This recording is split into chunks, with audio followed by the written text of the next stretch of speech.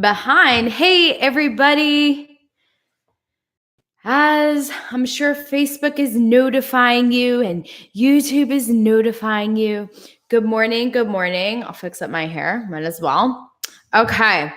Happy April 1st. I have some bad news to start off with. This is actually going to be our last live stream. We're going to be shutting down JPM Partners for a while, and we won't be able to help anybody with their sales or their sales strategy. We're just moving in a different direction. So I hope that you enjoy this last meeting because we're going to be talking about some really powerful concepts, and hopefully it'll take you through and end on a bang. Sound good? All right. Ha ha, I got you. April Fools.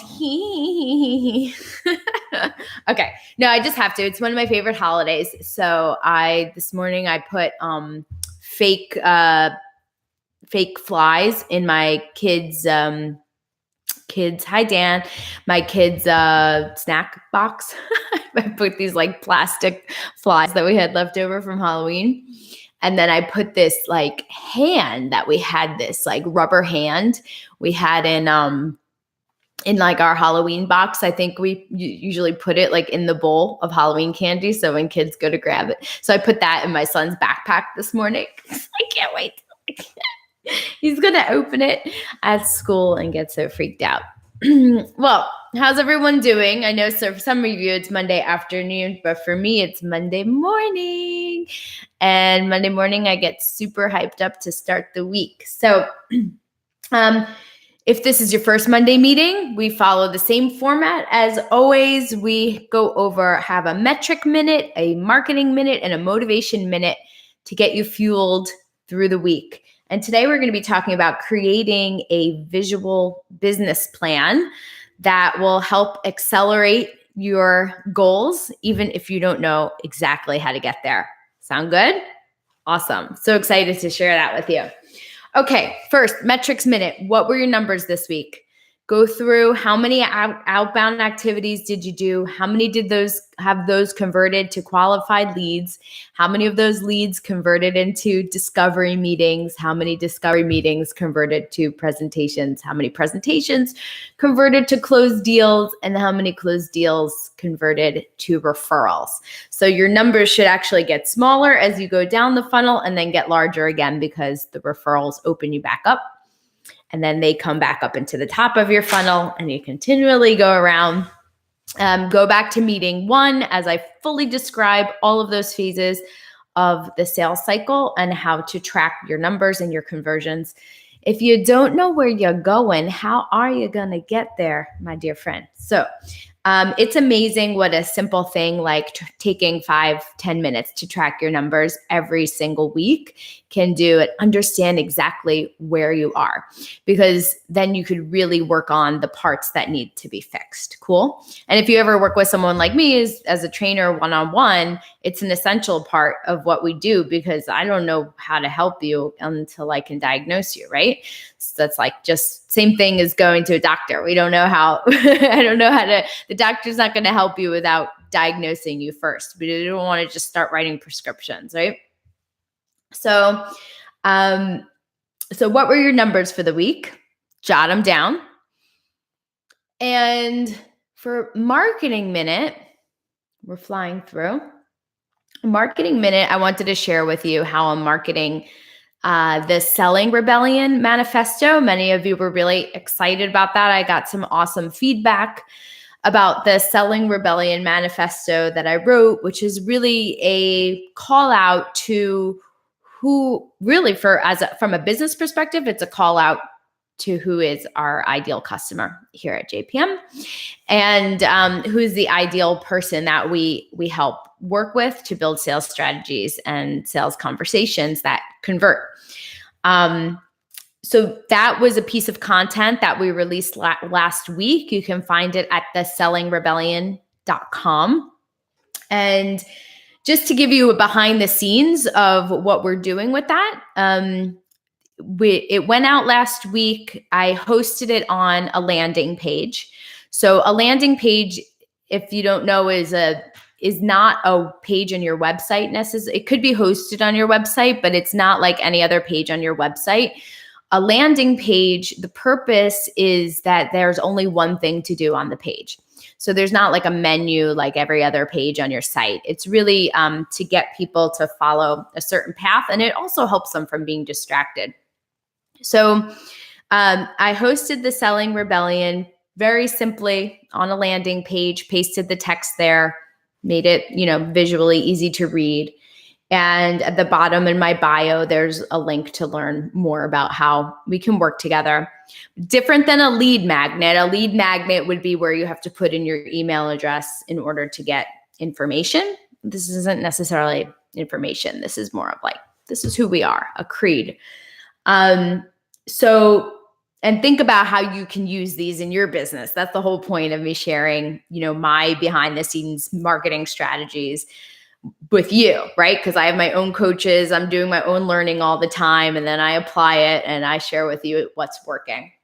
So the Rebellion Manifesto is a call out to who we are as who our tribe is, who are the people that we're here to serve.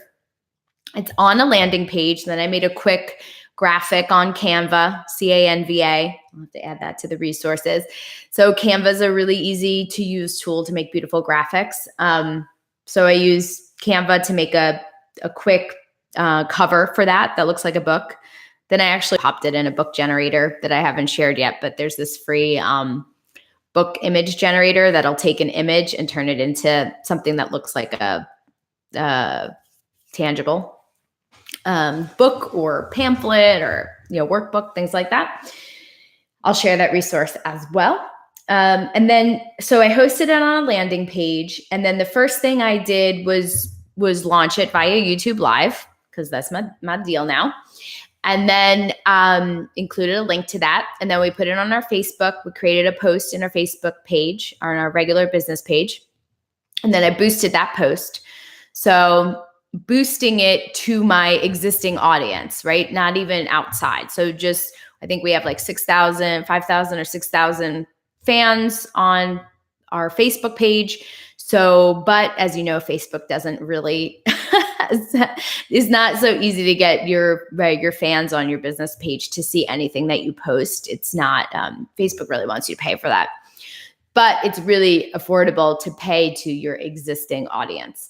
So we boost the post to our existing fans. And I think now it has like 200 likes or something. And so now that that's done, we'll be boosting it outside of our audience to gain new followers into our audience. And that leads into what's my dollar consult that some of you have already even done with me. So dollar consult at the end. So they either, follow or participate in a dollar consult. And then it also, so it'll be boosted out through Facebook ads. And then we'll also be, of course, it'll be on our website. And then I have a 5-series email going out about it this week to my existing list. And it's just, basically announcing that I wrote this and click here to read it. There's a lot of people on the list haven't worked with me. There's I think the stats are that 60% of your list will never work with you. Like they'll never give you a penny. 10% or like 3% will work with you right away. 10% will work with you like within the first month. But then that leaves a whole other 60, 50, about 30 to 40%, 30% that will work with you at some point. So when I write emails, I'm really focused on that 30% because they don't buy something right away, but they're likely to buy something eventually. So click on that, read more about us, invite them into a dollar consult. I have 5 emails going out about that, but they're set up so that you'll only get the follow-up series if you didn't open the emails, right? So you can set up in your campaign manager. If they, send out this email, then the next day send us an email out, but only to people who didn't open the prior one. And then we have that with all different, the same body text, but different subject lines. So different things for different people, right? So eventually, it'll get out better to our existing list that way.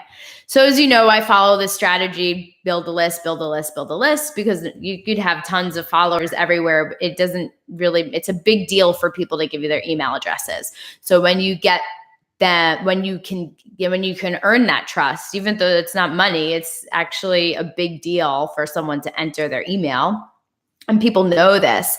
Actually, a lot of people I work with, they'll be resistant to anything that, like a traditional lead magnet that requires an email, because they think nobody's going to give it to them. Nobody wants to share their email. And that's absolutely true, which is why when you do create something really valuable and they'll give you their email for it, you know that that's a valuable client or prospect, potential client, right? So you want to take care of them. You want to give them really good information and advice. So I think the more resistant people are to sharing their emails, that makes your email list even more valuable. Okay. So that's Marketing Minute. Take what I'm doing in marketing, apply it to your business. So how can you create a piece of content that is like a letter or a creed or a manifesto? Actually, it could be anything, but in this case, it's not a traditional lead magnet. So it's not like a checklist or a template or, a video that they have to, share email to get. Also, got to warn you, my little Tony's home this morning. So if he jumps in, I told him it'd be a short meeting, but he usually has like a major problem as soon as I have to get on a call. So, all right, on to Motivation Minute. Today, I wanted to really talk. I promised a few meetings ago when I spoke about it the first time that I would share with you how to create a visual business plan.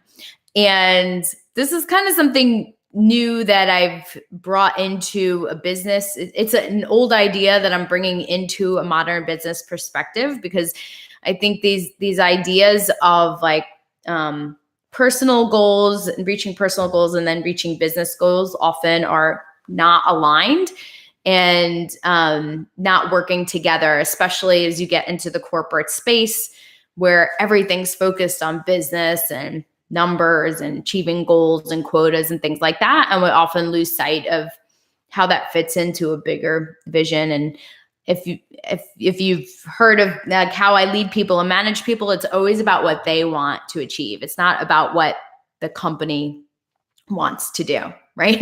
The company will get what they need to get, and the company will reach the goals that they need to reach if all the salespeople are reaching their personal goals. And I'm not talking about just financial, I'm talking about their life goals.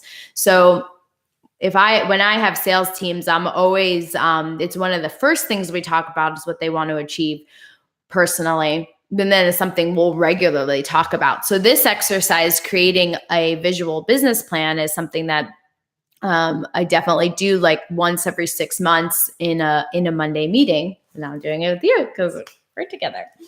So what is a visual business plan? Okay. A visual business plan is different from a regular business plan, because a regular business plan is where you outline, what you do, how you're going to do it, your projections, your strategies, and all of that.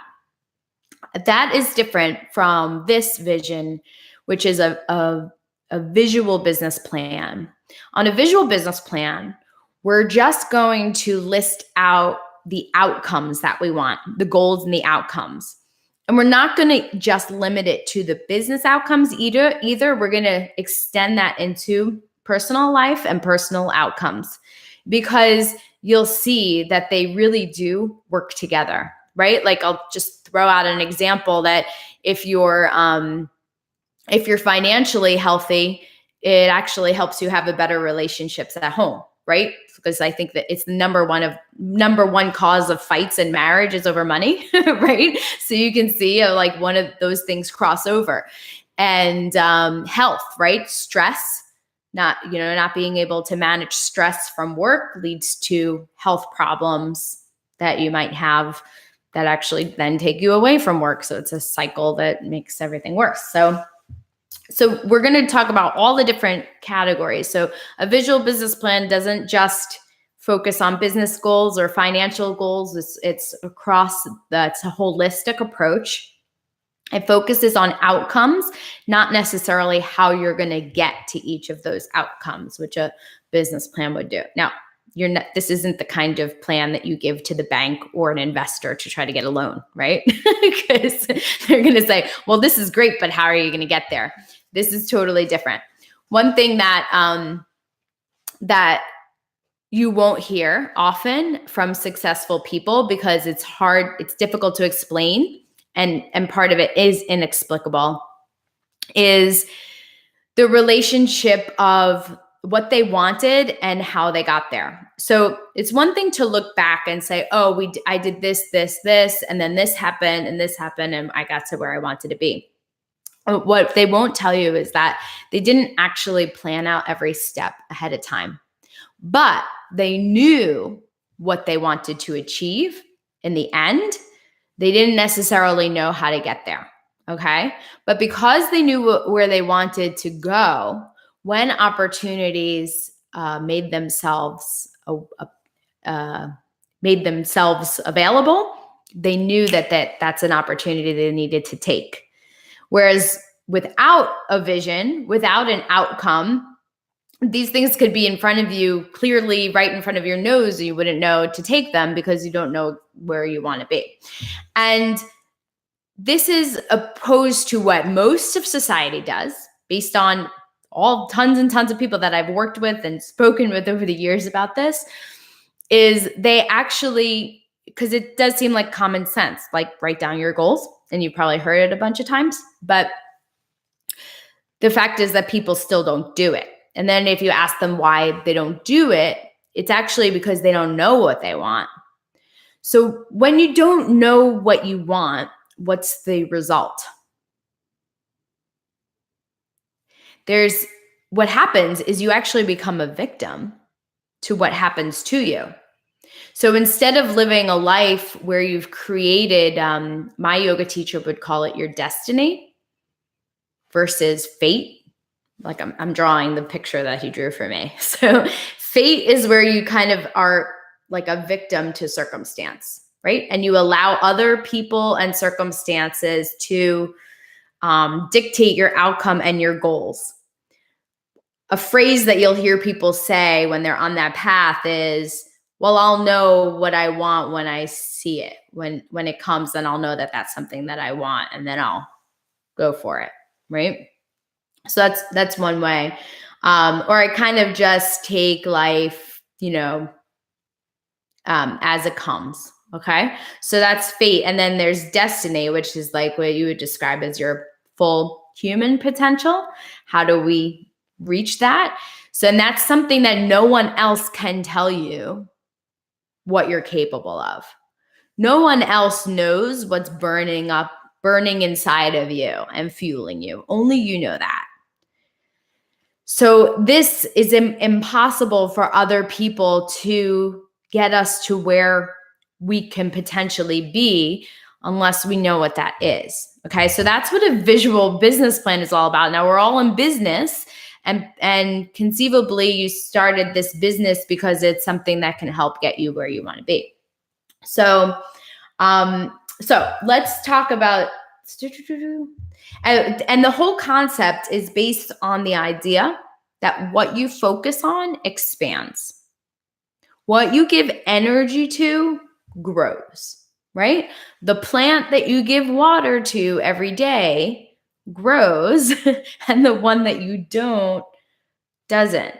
Okay? So having a visual business plan is a way to water those dreams so that they continue to grow.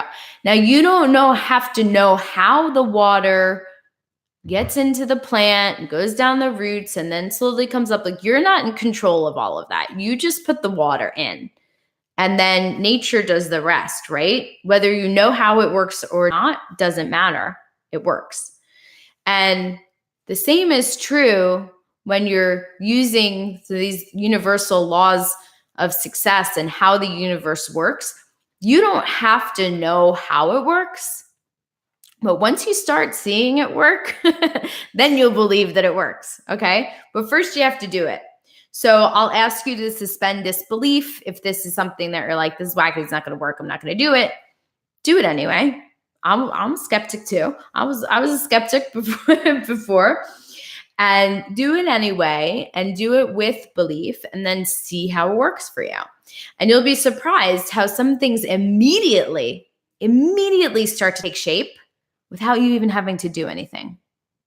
It's about putting intention out, putting focus out, and creating, and then things start to fall into place around you because of that intention. And if you read my dad's book, he actually goes into the science of how that happens, the spirituality of success. At the end, like you have to get to the third part of the third part of the book. Talks about how scientifically why that happens, how your thoughts are actually creating. Thoughts are waves, and waves are actually can move things. So your intentions and your thoughts are really, really powerful. It's really important that we're focusing on the things that we want to happen instead of on the things that we don't want to happen. So for instance, if you want money, right? If you want to have an abundant lifestyle and you don't want to have to worry about money, yet you keep saying things like, I can't afford this, or I don't have enough money, I need more money. Those are all, the universe only hears what the universe can't interpret that to send you more money. They just hear no money, no money, no money. You're sending out the signal, like if you had a little radar on, like an alien, like, no money, no money, no money. I shouldn't even say it now because now I'll go put waves out there. The universe hears no money, no money, no money, right? I want more money. I need more money. I need to make more. I need to make more sales. I need to, right? I don't have enough. It constantly hears no money. And so it's about creating an outcome in a positive language, and then not focusing on not having it, but acting as if or feeling as if you have it. And also, I personally changed my words from acting to feeling because if you acted like you had $1 million and you went and bought like $1 million boat or something, you'd be in trouble. It would be bad advice. but not acting like you have it, but feeling and be feeling as if you have it, because that just creates that energy that gives you makes you magnetic and attracts the things that you want as if you already had them. Okay. So opportunities arise and people will be introduced to you that weren't before, or you'll have conversations with people that were always there, but you didn't know that they could be part of this outcome that you wanted. Okay. So let's talk about how to make this, because it's not a lot and we're not going to do it together right now. And it's probably not a good exercise really for a Monday, because you're already thinking about all the things you have to do for the week. But I want you to do this like this Saturday morning or Sunday morning or something where you can get in a quiet place for a half an hour and really let yourself be open to any possibility.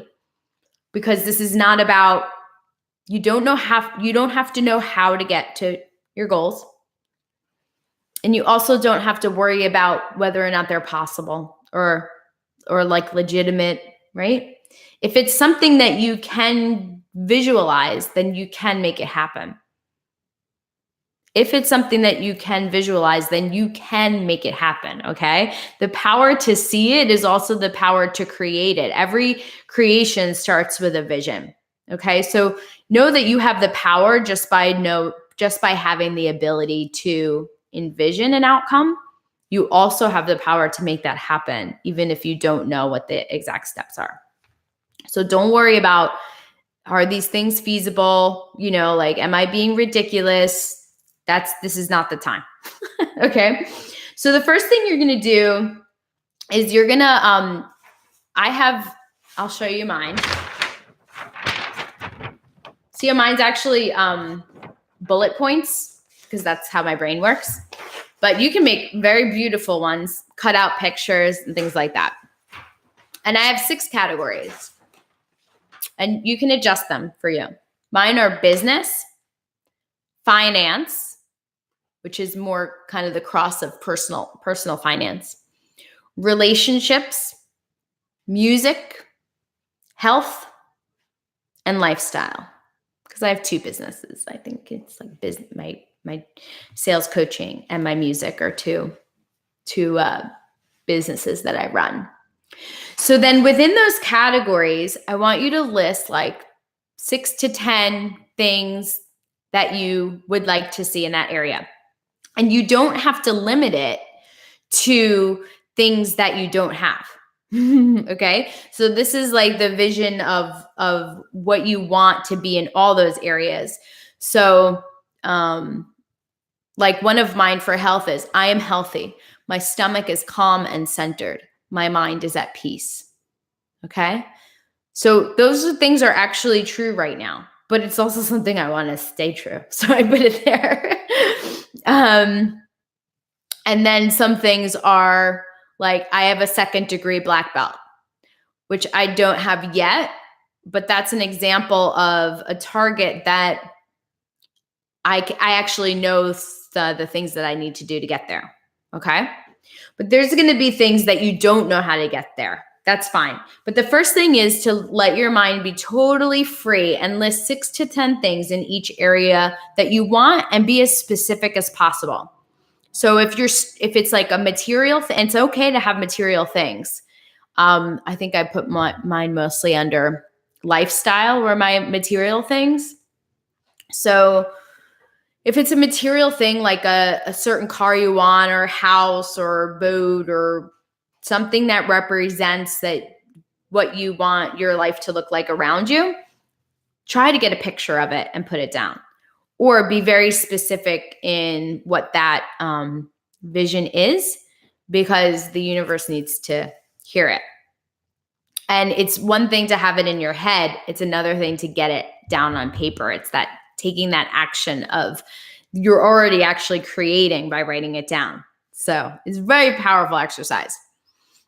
In business, be specific about not just how much you want to make, but how much, like how many clients do you want to get? What kind of, accolades do you want to achieve?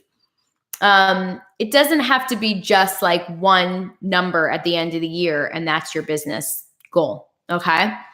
But break it down so that you know that if you reach these other targets, that your financial goal is on its way. Some things I have for business are 25 6-figure passive monthly incomes, right? My business is easily generating six figures monthly. I'm a sought after speaker for mindset training, especially for female social entrepreneurs. So that's a really interesting one, because I wrote this one in January, and one of my targets was to have two speaking engagements booked by the end of the year. And that happened within a couple weeks without doing anything. I didn't have to ask. But when someone said, I'm doing this event, my ears perked up and I knew, I was like, wait, this is exactly what I said I wanted to do. Whereas before I might have ignored it, or maybe it would have never came up because I wasn't putting out the vibe that I was, ready to speak at events. So, and one of them is the second largest women's conference in the world. So super excited about that in September. But business, finance, like not just money in the bank. Yes, put it down. Put down the money in the bank. But what does that mean to you? Right? If you have debt, what do you want to happen to that? Right? How much do you want to be able, like one thing for me is like an indicator that I'm on the right path is how much I'm giving towards charity every year. And to me, when I can't give the amount that I want to charity because my business didn't bring what it was supposed to, that gets me really mad. I feel like a real downer from that. So that's a huge motivator for me to be able to give away a certain amount in charities and certain amount investing in social enterprise startups. In my relationship, same thing. One thing I learned about listing the things that I wanted from my relationship was that a lot of these things I could start doing and then they would already make the relationship more of what I wanted it to be. So those are just some things that I'm throwing out there. It could be material things, but be as specific as possible in all of those. And then don't worry about how you're going to get there. Just write them down. And even if they might be ridiculous, write them down because it's really important. And then the number 2 is let go of the outcome. So don't worry about the things that you don't know how to achieve. Don't worry about. But I'll show you what you can do that will help. But for the things that you do know how to get to, like I have a second degree black belt. Well, I have to go to class on Tuesday. Like, so the thing that's going to go in my calendar is, going to karate twice a week.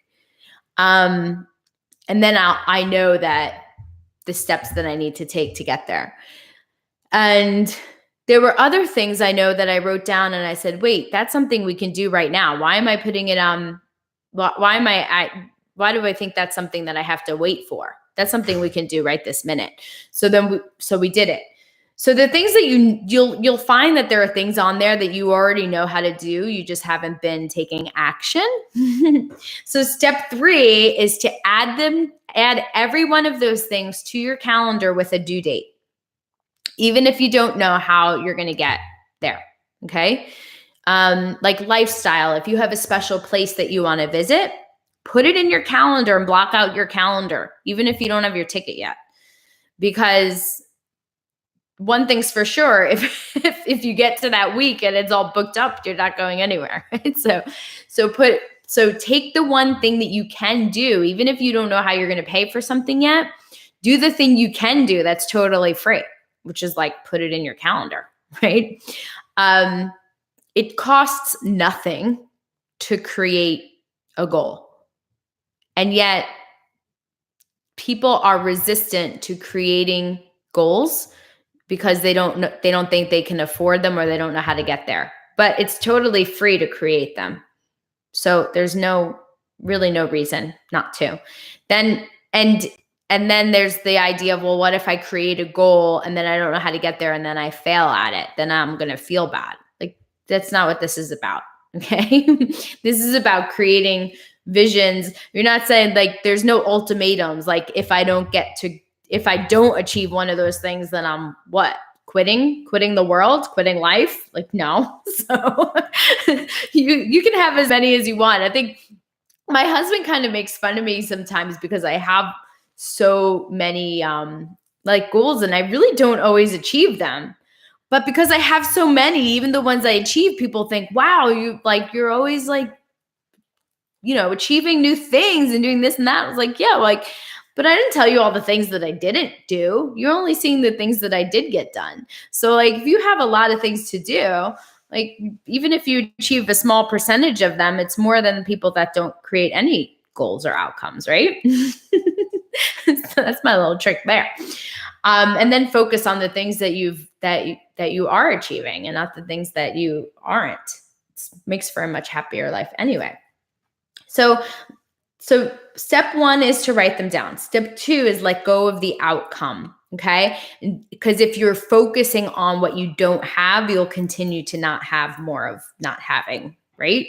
So don't worry about how you're going to get there. Trust the process that you're going to get there anyway. And number 3 is add them to your calendar with a due date. And if it's something that you do know you can start taking action right now, then break down the tasks that you need to do to get there and make due dates for those. Okay. Because also if it's not in your calendar, it's not going to happen, right? Then it's just a dream. And then number 4 is check off things as they happen, and check off things that are already true, because we haven't just listed things that we want. We are listing things that are already true as well. And because we want to keep them true. And then it's really fun. Even tomorrow, you'll see that some things you'll check off that you couldn't check off today. Okay. And then in 2 weeks and in a month. And then I want you to you don't have to think about making these things happen, but put it in a place that you can see it so that it's kind of staring at you all the time and you can't ignore it. You can't forget it either. I actually forget things that I put on my thing, but that's okay. They're happening anyway. But put it in a place where every so often you can refresh yourself on where it is exactly that you want to go.